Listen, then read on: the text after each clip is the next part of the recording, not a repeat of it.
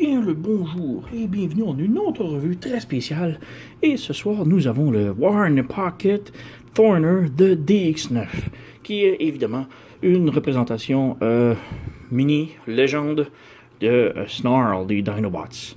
Et superbe figurine, transformation un petit peu difficile sur les bords, mais néanmoins superbe figurine ici et ça forme un set vraiment superbe. Donc on commence ici avec la petite boîte. Fait que belle peinture en avant de Snarl en Dinobo. Warren Pocket, DX9, The Legendary Heroes in Your Pocket, X-Style 21, Desert Warrior Thorner. Thorner qui signifie épineux. Ouais, parce qu'il y a des épines sur le dos et sur la queue. Bon. Sur le dessus, petit mode robot et Dinobot. Art sur le côté, encore sur le côté. Et derrière, nous avons la même image qui est affichée sur toutes les autres boîtes des Dinobots de DX9. Sur le côté ici, on a encore le mode Dino, le mode robot et des specs que l'on sait pas du tout à quoi ils servent. Et on dirait qu'ils se tirent dessus avec des fusils à l'eau. Ouais, bon. Donc, perdons pas de temps et ouvrons la boîte. Et nous avons l'instruction ici. Et rien d'autre. On jette la boîte. Donc, instruction pas si mal, mais reste néanmoins que le point difficile de la transformation est très mal expliqué dans les instructions. Donc, ouais, on a ici des instructions. Rien de majeur.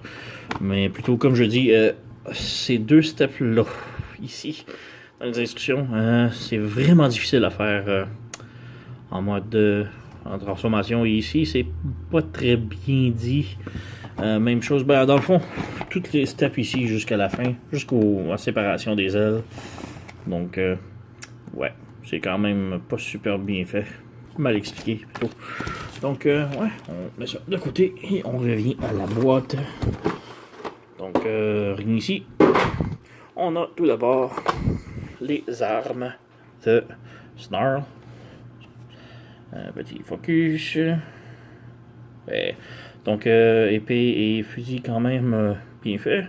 Qui reste dans la thématique des autres, si on peut voir les autres épées de ses compatriotes. Donc, j'ai de la misère à les tenir toutes les quatre, mais bref. On a les épées de Sludge, Swoop. Je me souviens plus de tous les noms des Dinobos, ça vient. Ouais. Donc, assez pareil. Et même chose pour le fusil qui reste dans la même thématique avec les fusils des autres. Donc, ouais. Rien de super majeur, mais bref. On a les armes ici.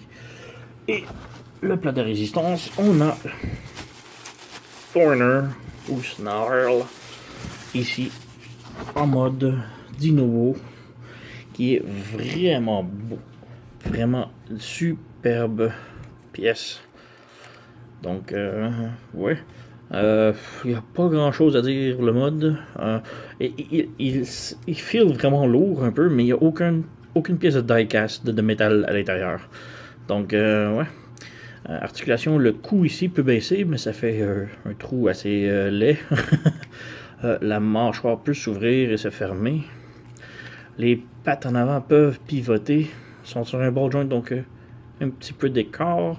On a un joint au genou ici. Et à la cheville ici. Pour les pattes en arrière, on a l'articulation qui sort de même. Une rotation à la jambe. Une rotation au coude, l'autre genou et la cheville. Ouais, il y a beaucoup trop d'articulations ici, mais bref. Donc, même chose de l'autre côté. Et rien à la queue, malheureusement. Donc, ouais. Je remets ça ici. Petite comparaison de Dinobo avec ses copains. Donc, on met Thorner ici. On a Swoop. On a Slag. Et on a Sludge. Les 4 Dinobos maintenant. J'ai aussi Grimlock, mais ça va venir pour la prochaine revue. Donc, manquait pas. Donc oui, on peut voir ici que c'est un superbe beau set de Dinobo miniature. Transformation vraiment géniale pour la plupart. Donc ouais, on va remettre le tout de côté et revenir tantôt et passer avec Thorner en transformation maintenant.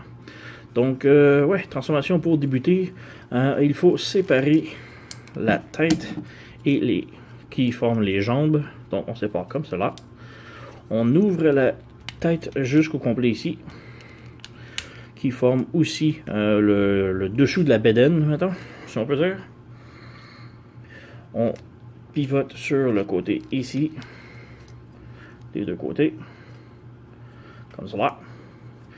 Maintenant, on ramène la patte, on peut la mettre qui pointe comme ça, et on la ramène à l'intérieur de la jambe.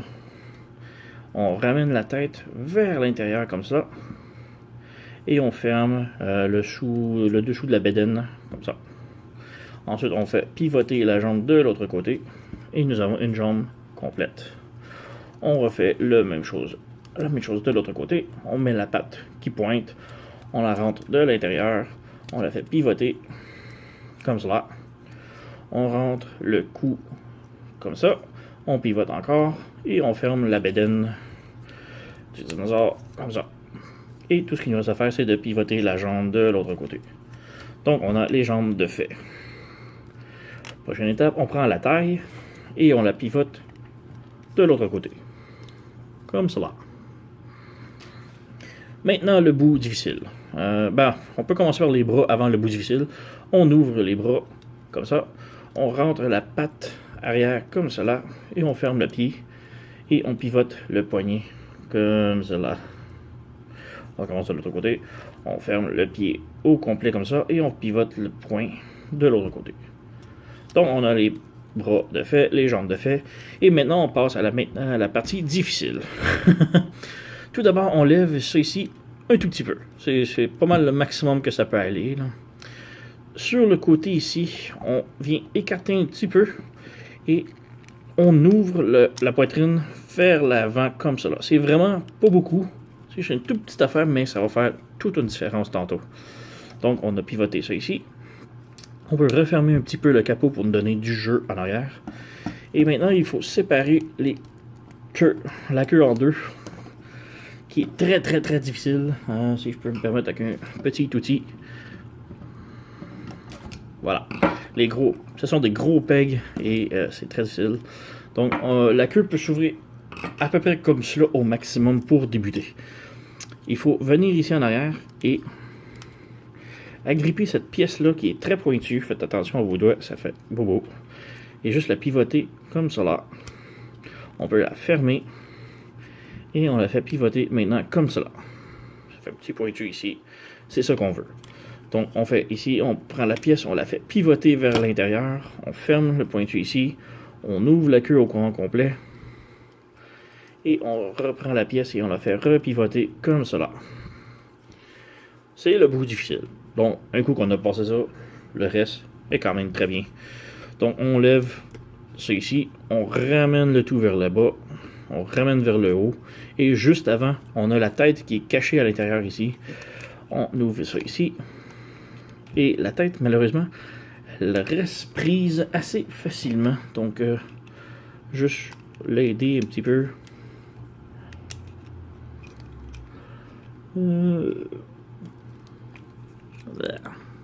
Je ne veux pas non plus forcer pour la briser, mais... Et voilà. Donc, ouais, la tête est juste difficile à aller chercher un coup. Et on tourne la tête comme ça. Ensuite, les épaules, on peut voir les épaules ici qui sont pointues. On les rabaisse vers l'intérieur. Ce qui va venir remplir le trou ici. Et on referme ça ici. Donc, on a Slag complètement transformé maintenant en mode robot. Et il est vraiment génial.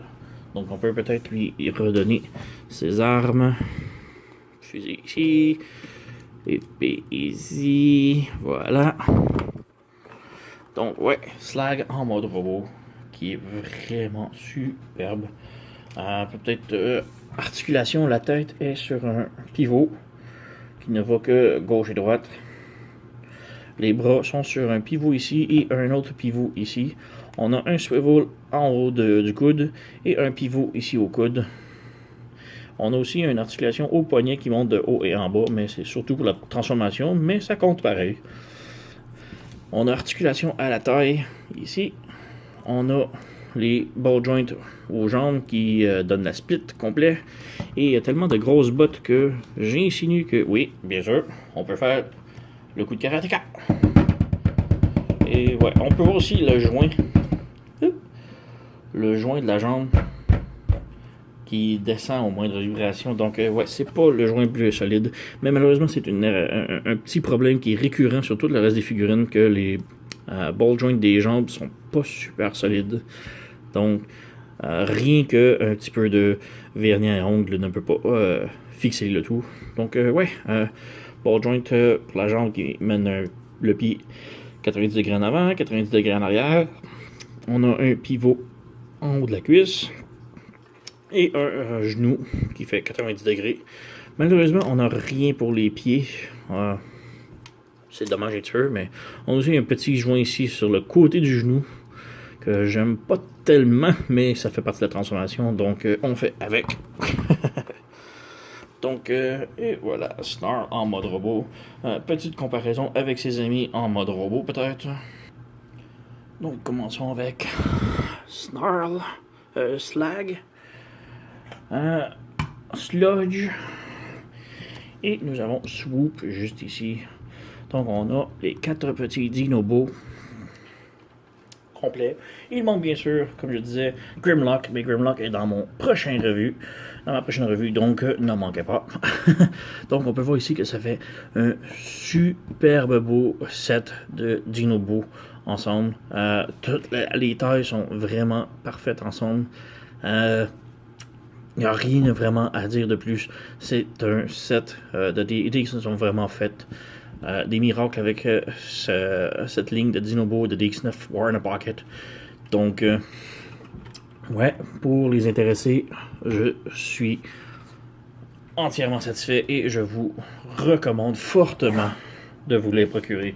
Donc, on a ici Thorner de DX9 dans la série War in a Pocket que je recommande fortement. Donc, ouais, merci d'avoir écouté et à la prochaine.